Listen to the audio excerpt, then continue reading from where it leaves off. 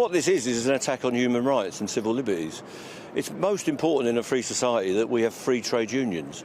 And now that they've lost the argument about the issues, about how public services are funded, how public sector workers are treated, they've also lost the argument on the existing anti-trade union laws, because every union is defeating them by having mass ballots. They want to make the action that comes out of those ballots virtually illegal. I don't think it's going to work. I don't think they understand what they're doing. They keep quoting what goes on in France and Spain and all the rest of the world. These laws have never been enforced in those countries, and they're not enacted in the same way that Grant Shapps is trying to bring in. He's shown that he's incompetent. He couldn't run the transport department for 3 years, and now he's trying to run the business department. I think he'll fail again, and I think these laws will be a failure. Working people are not going to put up with an oppression of their rights, and we'll fight back. We'll oppose it in Parliament. We'll oppose it on the streets, and we'll oppose it in the workplace. To be fair to Grant Shapps, he did say yesterday that he wanted to make it clear that he respects workers' rights to strike, and that he thinks it's part of a healthy democracy, and he wants to make it clear that that right is respected. He just wants to bring in minimum levels of service. Well, he doesn't respect the right to strike. He wants to make the strikes ineffective. But what he'll actually do... You don't believe him when he says that? I don't believe him at all. I don't think he's genuine. I think he just wants to suppress the trade unions, so he doesn't put up with the argument. He wants to make strikes ineffective. What I think he will do is entrench industrial disputes. So you'll have long periods of partial strikes. You'll have long periods of action short of a strike, which is overtime bans and other measures, short-term workouts, withdrawal of goodwill, and all sorts of measures that will just entrench disputes. It won't resolve any dispute.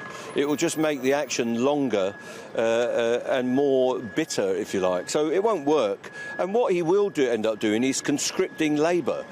They're going to make us name people to go to work when we've had lawful ballots. That's a ridiculous situation in a free society, that you can be compelled to break your own union's industrial action mandate, which you may have voted for. So he doesn't respect democracy. We're a democratic society, we're democratic unions, and because he's lost the argument about these disputes, rather than try to resolve them, he's trying to crush the unions. Well, it will be in the detail. They're saying it will affect every public service. They're going to target the railways, it seems, at the first level. But I think it will mean that many of our members will not have the right to strike. Because if you operate in a signalling system, you've got to operate the whole system. So they'll say you have to go to work. Now, we'll have to see if that's compliant with international law.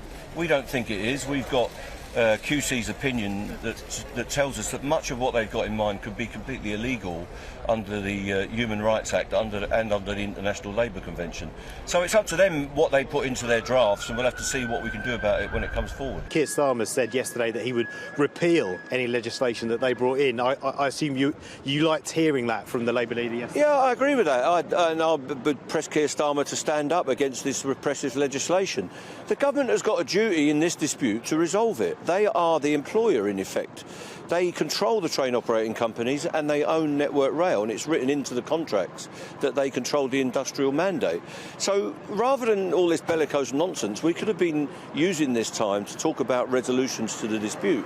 And I'll be talking to the Minister on Monday, and hopefully he'll come to a position where he can really facilitate change in the company's stance so we can get a solution to the dispute. That would be much more constructive, rather than trying to take people's rights away in a free society. If the government continues to take a stand, looks at changing laws to make some of the union's behaviour illegal, where's the end point? Will you break the law? Will you risk fines? Will your members want to do that?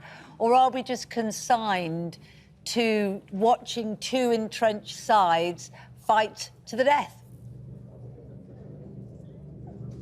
Well, it's eminently solvable, and a resolution is available if people want to reach for it. So we're in that position where we can negotiate solutions to this. On the wider picture of what they want to do to trade unions, this is a sign that this government has run out of steam and has lost the argument on pay and austerity in this society. People want their services funded properly, and they want the workers in those services properly rewarded. We don't want the earth. The RCN have shown that they're willing to compromise in the last couple of days. Every public sector worker and every worker in this country just wants a square deal from their employer, whether that's a private employer in manufacturing or retail or whatever, or whether it's in the public sector. All that we want is a reasonable return for the work we do. My members are on very modest wages that you can see behind you here.